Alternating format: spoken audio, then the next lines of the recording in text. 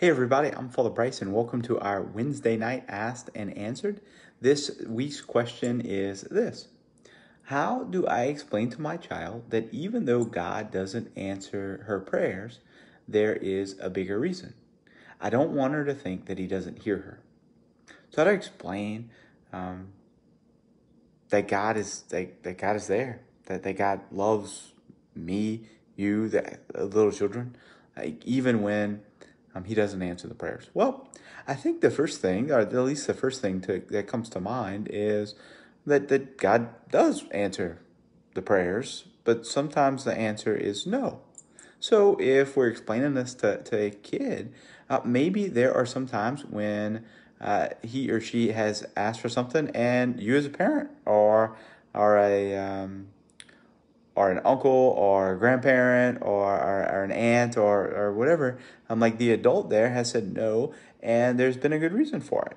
So I think that makes a lot of sense.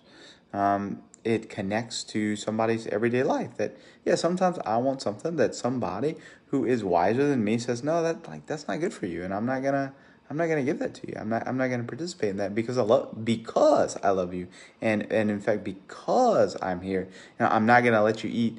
I don't know, 12 packs of Skittles. Ever, or even 2 packs of Skittles before bed, because that's not good for you and that's not going to help you live a happy life. So I think that's one way to talk to kids about that. Another is, well, maybe they have prayers that they asked for, like they prayed to God and asked for things, and God said no, and that actually worked out better. Honestly, I don't know if this is really helpful to a lot of kids, but I'll tell you, for me, in my house growing up, country music was always on the radio, and there was a song, I think it's by Garth Brooks, called "Unanswered Prayers," where he just goes through like situations in his life and says, "Sometimes I thank God for unanswered prayers," and that as a kid like really helped me. That really the song is correct, and unanswered prayers, I think, by Garth Brooks, and then just hearing that over and over and over again on the radio helped me to understand, oh yeah, well, sometimes what people ask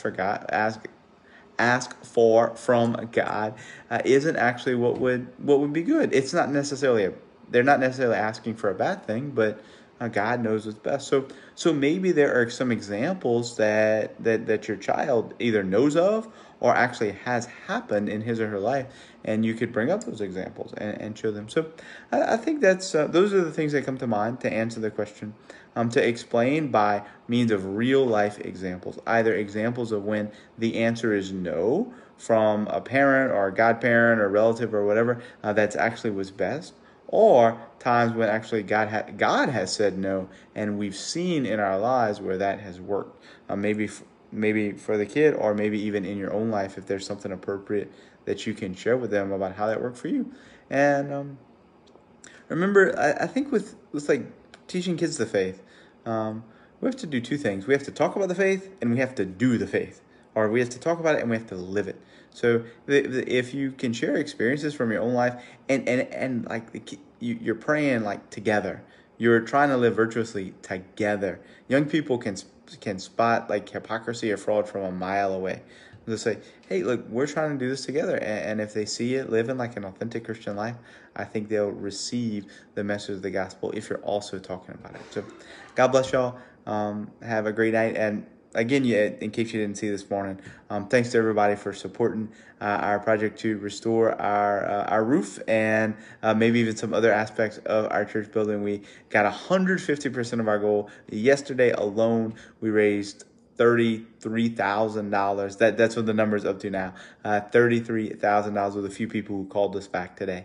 $33,235, and we had more people participate yesterday in our campaign than any other church parish in the diocese. So really excited to clean and to fix the roof, and as we restore the sacred space where we come together as a community to worship God, and please Lord, where we can each find a place where we belong.